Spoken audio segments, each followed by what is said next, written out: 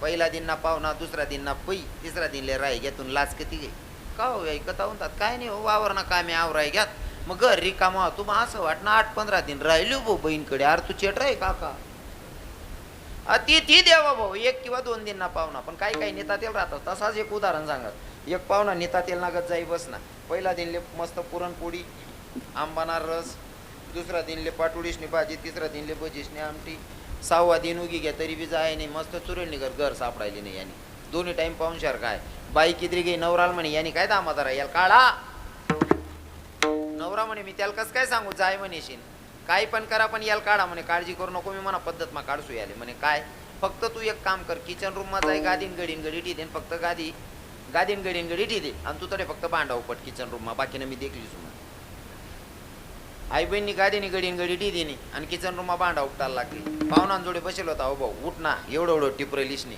Kitchen room मा घ्या पाहुणाला समजे की आपला मुळे दांगडू घुस ना भाऊ आहो भाऊ गादीले मारेन बहीण तताना कोपराला आराय मारे ओ माय मी मर जा सोना आहो भाऊ गादीले आणि ती बहीण तती आराय मारे ओ माय मी मर जा सोना पाहुणाला असं वाटणं आपला मुळे दांगडू घुस ना पाहुणा पै घ्या माणूस बाहेर ना हॉल मा पाहुणा ना पत्ता नाही म्हणे ए बाहेर ये आणि काय देख तुला कसं खोटं मार पाहुणा पै घ्या बाई म्हणे हा ना माय मी बी कसं खोटं रडणू पाहुणा पै घ्या पाहुणा दाबावर तीन सांगे मी बी कसं खोटं जायला नाटक कर म्हणे इथला नेता तेल काय काम ना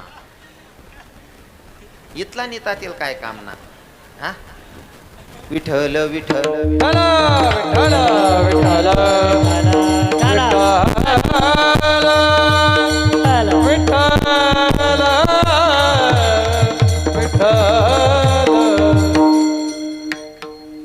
नाथबाबांनी पत्नीला सांगितलं गिरजे काहीतरी स्वयंपाक लाव आणि जेव घाल म्हणले अतिथीला स्वयंपाक केलं जेवायला बसवलं या माणसानं जेवता लक्षात आलं की आपण इथं नाथबाबांना राग आला पाहिजे असं काहीतरी करायला आलतो नाथबाबा आपल्याला जीव घालतात काहीतरी करावं लागेल मग गिरजाई जेव वाढत होती हा भाऊ जेवता उठणार गिरजाईनं पाठवर जाई बसणार किती राग आला असन बाबा किती राग आला असन पण माझ्या नाथबाबांनी राग नाही केला महाराज नाथबाबा उलटा का सांगतात गिरजे मोठ्याचं लेकरू त्या पाठीवर बसले त्याला सांभाळ पडू देऊ नकोस म्हणले ते पोरग पडेल त्याला लागेल हो नाथबाबा जेवढे शांत ना तेवढी पत्नी बी शांत होती नाथबाबांच्या पत्नीनं सांगितलं धनी स्वामी काळजी करू नका हो लेकराला पडू देत नाही मी पण एक माई पोरग कसं सांभाळायचं मला चांगलं कळतंय म्हणते हो जेवढे नाथबाबा शांत तेवढी पत्नी सुद्धा शांत आणि ते नाथबाबा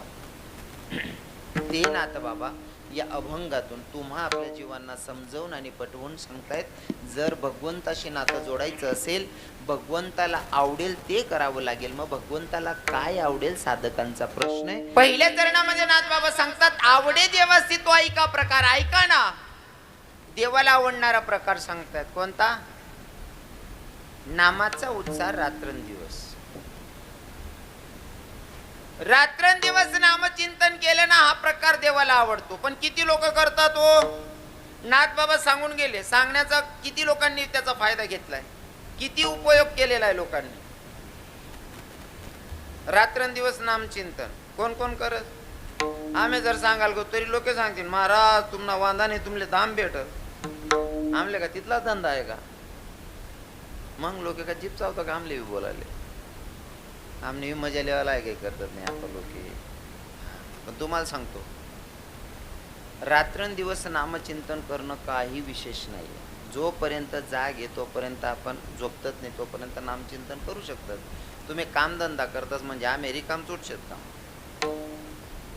हा कामधंदा करा नाही तुमले समजा तुम्ही सकाळी उठल्याच्या नंतर तुम्ही स्नान करतात देवपूजा करतात नाश्ता बनवतस जेवण बनवतस जेवण बनवण टाइमले समजा ते पोळ्या बनवण्यास येते तुम्ही पीठ कसं काही मळतस हाताने ना तोंडले काही काम शे का काहीच नाही पोळ्या बनवण टाइमले पोळ्या लाटण्यास येत मग जीभनं काम आहे का तरी कसा नाही हातनं समजा तुमले काही कामले बाहेर निघणं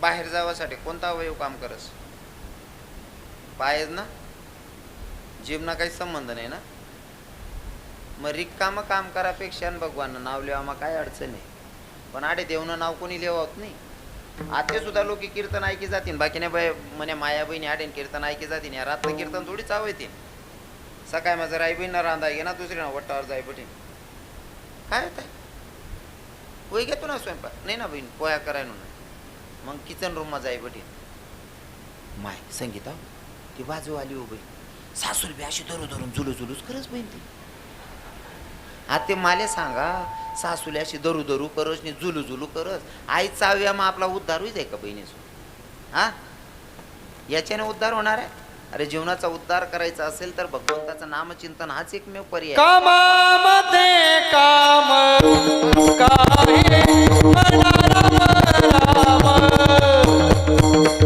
जाईल भवश्रम दुःख होईल दुःखाचे कामामध्ये काम काही मन राम राम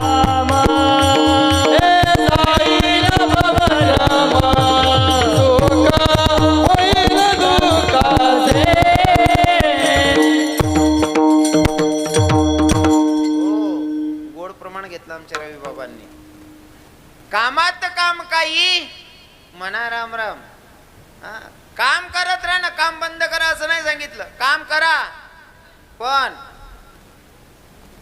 काय होईना काय नाही आता 11:15 घ्यात 15 मिनिटं राहिले तर थोडस आत मला बिवार सराय दिसून गरज निघसू मी बी विठ्ठल विठ्ठल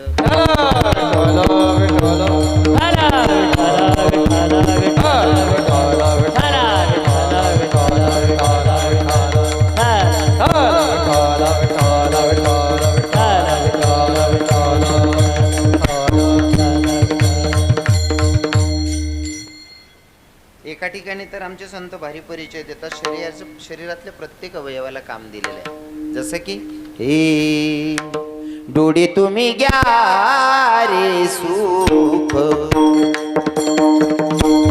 डोळे तुम्ही घ्या रे सुख डोळे तुम्ही घ्या रे सुख डोळे तुम्ही घ्या रे सुख पहा विठोबाचे मुख पहा विठोबाचे मुख पहा विठोबाचे मुख येई येई माझे वाचे येई येई माझे वाचे गोड नाम विठोबाचे गोड नाम विठोबा गोड नाम विठोबाचे गोड नाम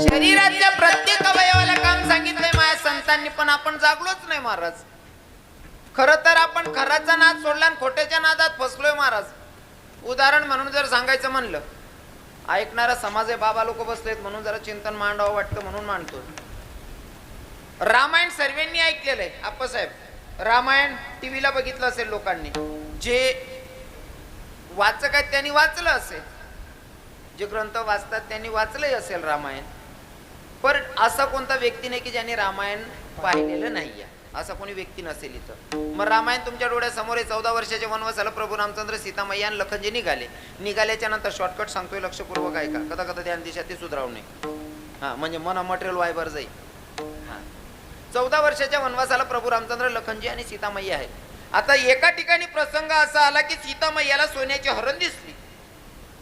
हरण दिसली हरण सोन्याची असती का नाही. आई सीतामाय समजे नाही का? देवनी बायको होती तिला सुधारणं नाही व्हावं का? सोन्याची हरण दिसली आणि प्रभूंना सांगितलं, स्वामी सोन्याची हरण चालली आहे. आई हरणलेल धरा आणि हिनी त्वचा म्हणजे हिनी चामडी काढ आणि मला हिनी चोळी शिवून ये म्हणे. बरं समजा सीतामय्या नाही समजणं, सीतामय्या आले जगना मालकले बी नाही समजणं भाऊ का? पण जगना मालकने सुद्धा सीतामय्यानं ऐकीस नाही. सोनाने आरण्य मागे पोय काढी कोण ऐकीस नाही. बायकोन म्हणजे देव सुद्धा बायकोन ऐके आपला कवटाया बटी. हा पर हे अगोदर लक्षात घ्यावं लागेल. विनोद वजा करायचा. रामायणामध्ये जे जे विषय आपण पाहतोय ना ते अगोदर वाल्मिक ऋषींनी लिहून ठेवलेले, त्याप्रमाणे प्रभू रामचंद्रांना वागावं लागतंय. हा याच्यात अजिबात नोक्स काढायची नाही. मी विनोद म्हणून सांगतो, हा भाग वजा करायचा. जगाच्या मालकानं सोन्याच्या हरणीच्या मागे धावावं. सोन्याच्या हरणीच्या मागे पडत होते. तिकडनं आवाज आला खोटा, लखन मुझे बचा ले भैया. आवाज खरा होता का खोटा काका? खोटाच आवाज. सीतामय्यानं लखनजीला सांगितलं, लखन तुमचे भाऊ काहीतरी संकटात आहे, जा म्हणले तुमच्या भाऊला वाचवा. लखन 14 वर्ष संसाराचा त्याग करून इथं राहतोय म्हणजे संन्यासीच झाला. तो साधूच झाला. साधू महात्मा आत्या साधूल बड समजी राहत तठे जर गौ त्याटे काहीतरी गोडवाशिवाय राहणार नाही. लखन जात नाही. सीतामय्या म्हणे तुमच्या मनामध्ये कसले काही वाईट विचार चालू आहेत का? का जात नाही? तुमचा भाऊ संकटात आहे, मग तुम्ही वाचवत का नाही? लखन म्हणे मन वहिनीना मनमा जर म्हणे मायसारखी भाऊ जाईन तिनं मनमा जर घाण विचार येतच होतीन ते मला आडीन जाणं पडीन. जाताय लखनजी, पण जात असताना लक्ष्मण रेषा टाकली. वहिनी मी जातोय पण मी येईस तोवर तुम्हाला रेषा ओलांडायची नाही. या चालेल. लखनजी गेले. साधू आला सीतामय्याच्या जवळ. साधू खरा का खोटा बाबा? काका खोटाच. साधू बी खोटा. खोट्या साधूने भिक्षा मागितली. सीतामय्या भिक्षा द्यायला उभी आहे. त्या साधूने सांगितलं भिक्षा द्यायची असेल तर रेषा ओलांडून बाहेर निघावं लागेल तरच भिक्षा घेईल, नाहीतर मी जर का तुझ्या दारातून विनमुख गेलो तर सीते तुला पाप लागेल, कारण तू पतिव्रता. पतिव्रतेच्या दारातून साधू विनमुख गेला तर ते तुला पाप लागेल. रेषा ओलांडून ये म्हणले. सीतामय्या रेषा ओलांडून आली आणि भिक्षा दिली. आता भिक्षा दिल्याच्या नंतर इथं विषय तुमच्यापर्यंत तुम्ही इथपर्यंत पाहिलेला आहे, पण याच्यातून मला तुम्हाला सिद्ध करायचं असं आहे की तुम्ही आपण सुद्धा सीतारूपी जीव आहोत. आपण खोट्या संसाराच्या नादात, जसं सीतामय्या खोट्या हरणीच्या नादात खऱ्या जगाच्या मालकाला दूर केलं, तसं आपण खोट्या संसाराच्या नादात खऱ्या देवाला दूर केलेलं आहे. खऱ्या देवाला दूर केलं खोट्या संसाराच्या नादात. मग लखनदीर साधू होता, साधूलाही दूर केलं, साधूलाही पाठवलं. म्हणजे सीतारूपी तुम्ही आपण जीवानं. साधूही गेले, संतही गेलेत, पण साधू संत आपल्याला धर्मग्रंथ टाकून गेले. जसे लखनजी रेषा टाकून गेले होते, तसं साधू संत गेलेत तर खरी, पण आपल्याला धर्मग्रंथ रूपी रेषा टाकून गेले मर्यादेची. पण आपण ती मर्यादेचं उल्लंघन करून वागतो म्हणून काड रूपी रावण आपल्याला उचलायला अजिबात वेळ लावत नाही. हा काड रूपी रावण आपल्यालाही उचलतो. फक्त काही लोकांचा प्रश्न असा असन, महाराज भगवंताचं नामचिंतन करणाऱ्यालाही मरावंच लागणार आहे आणि नाही नामचिंतन करणाऱ्यालाही मरावंच लागणार आहे, हा प्रश्न असेल काही लोकांच्या मनात. पण तुम्हाला तेही स्पष्ट करतो, मरण प्रत्येकलेच आहे, फक्त मराठी पद्धत बदलस. काही काही लोक सांगतात महाराज तुम्ही माडकरी बी त्याच दर्जा वाटे जाता ना, आम्ही खाणार पिणार बी त्याच दर्जा वाटे जातात, तुला आटे ना दर्जा देखील ना तटे ना तू देखील नाही अजून. आणि समजा समजा समजा तो देखील नशीन. उदाहरण म्हणे तुला पटत नशीन दादा तर अजून ऐक. मांजर पिलांना जन्माला घालते, मांजर पिलांना जन्माला घालते, 7 घरं फिरवते, बरोबर आहे ना? आई तुम्हाला म्हणा डोळ्यासमोर ना उदाहरण आहे. मांजर पिलाले जन्माला घालत 7 घरे फिरावस. कसा काय उचलस हातमा धरून फिरावस का? दातात धरते. पण मांजरना एखादा पिलुले मांजरना दात लागेलेत असं देखाड द्या, देखले का कोणी? अजिबात नाही. ज्या दाते काय तिनं पिलू उचलेन तर तान घर सोडत, त्या घर त्या घर सोडत. आणि रस्ता जरी येता येता जर उंदीर दिप ना, उंदीरले कसा धरस, कसा धरत? ये रे मन सोंचिड बावड्या कथा फिरायता भाऊ, आज सांगस का? दातही तेच आहे, मांजरही ती आहे, पण तिच्या पिलांना धरायची पद्धत आणि उंदराला धरायची पद्धत जरा वेगळी महाराज. तसंच त्याच्या पिलांना उचलताना अलगत उचलेल, पण खाणार पिणारच ना काय हाल करीन विचार करले. मारते जोडते तोडते कोण, मारते जोडते तोडते कोण, मारते जोडते तोडते चोर, मारते जोडते तोडते चोर. हे माझे पिंकर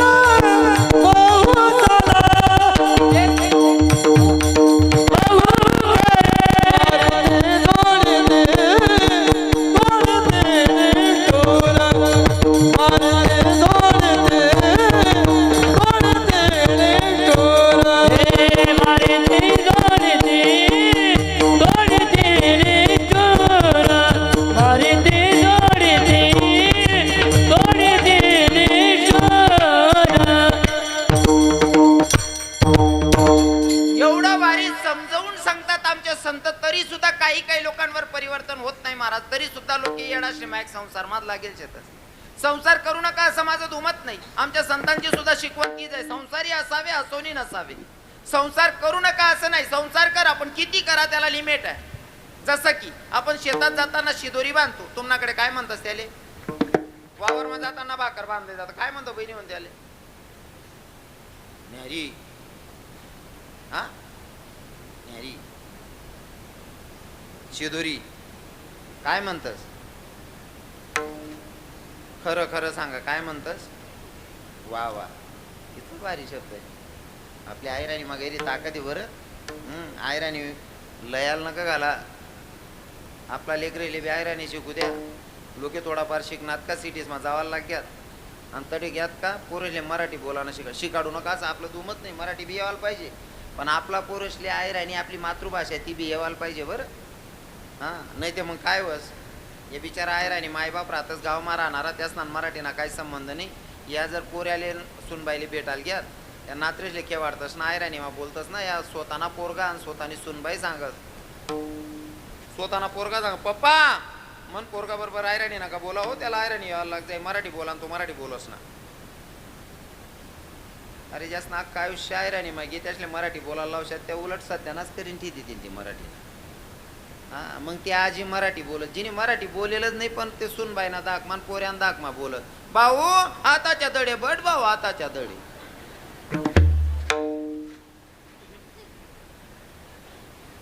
कितला सत्यानाश भाषा.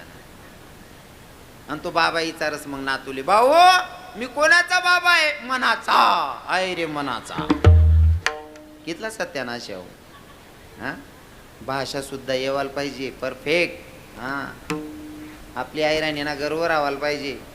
हा, मी तर एकदम सुरुवातले मला बेकार त्रास होय ना आप्पा, बाकी ना लोक शिकेल सवरेल तिकच महाराज आईराणी बोलत भाऊ. अरे आईराणी का बरं बोलस म्हणे मातृभाषा आहे, बरोबर आहे की नाही.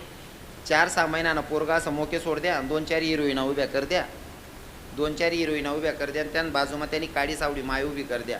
4-5 महिन्यानं पोरगं रांगत रांगत ते त्यान काडी सावडी मायकडे जाईन, हिरोईनकडे नाही जाणार. 4-6 महिन्यानं पोरगाला मायकडंच मग आपली आपली मातृभाषा नाही कळायला पाहिजे, कळायला नाही पाहिजे का? हां, अभिमान पाहिजे. आणि भाषा कोणती का ना, प्रत्येक भाषावर अशी पकड पाहिजे. जे आपला महाराष्ट्रात चालणार आहे तेवढ्या तरी भाषावर पकड पाहिजे, नाही ते बऱ्याच ठिकाणी पाहिजे दिवसभर रवी बाबा समजी घ्या.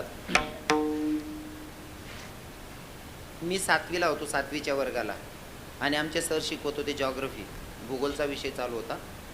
भूगोल शिकाडरांचा सर मना एक मित्र होता बाडू नावना. आता गावना पोरे आम्ही बाडूला लागेल होतं, समजे ना तुमले. पण बाडूले आई काय सुधरे नाही, याला काय म्हणतस असं. आणि आपला काना देश ना जुना म्हातारा, याला काय म्हणत झाडा बसायला जावा. बाळ्यानं पक्क ध्यान मा होतं झाडा बसायला जावा.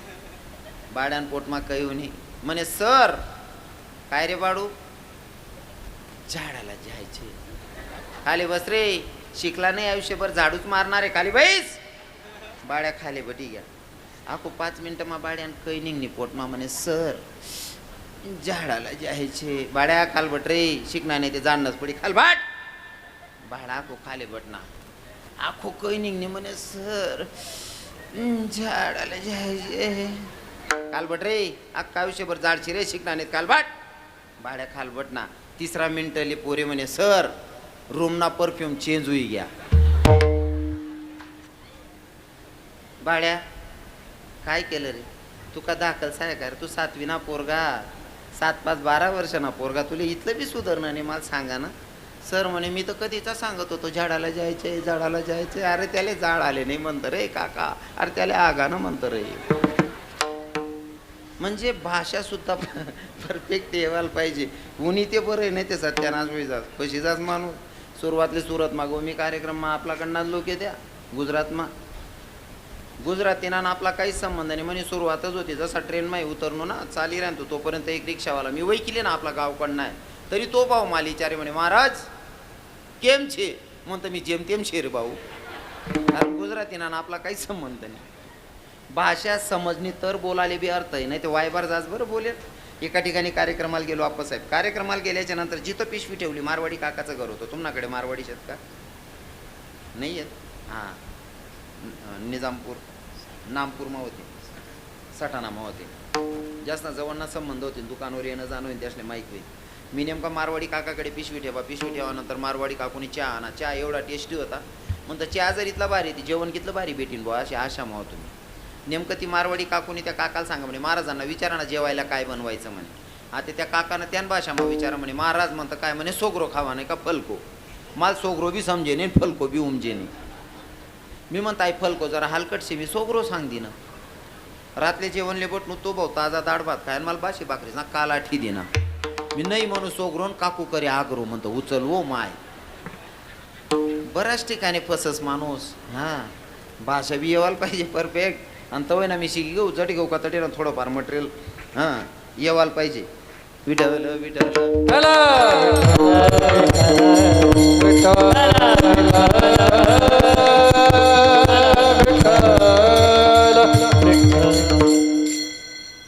हाते देखू ताते कुठे होता विषय आपला हा कुठे सोगरोन पलको आय रे सोगरो कुठे होता मूळ विषय कुठे पांगना आपला ते सांगा हा एक नंबर आपण भाकर बांधतस ना वावरमा जाऊन टाइमले भाकर बांधत असताना भाकर एक बांधतो आणि चटणी किती बांधतस आपण 1 चम्मच 2 चम्मच का 2.5-3 किलो किती मग चटणी इतका संसार करावा आणि भाकरी इतका परमार्थ करावा तर आपण नेमात बसतोय विठल विठल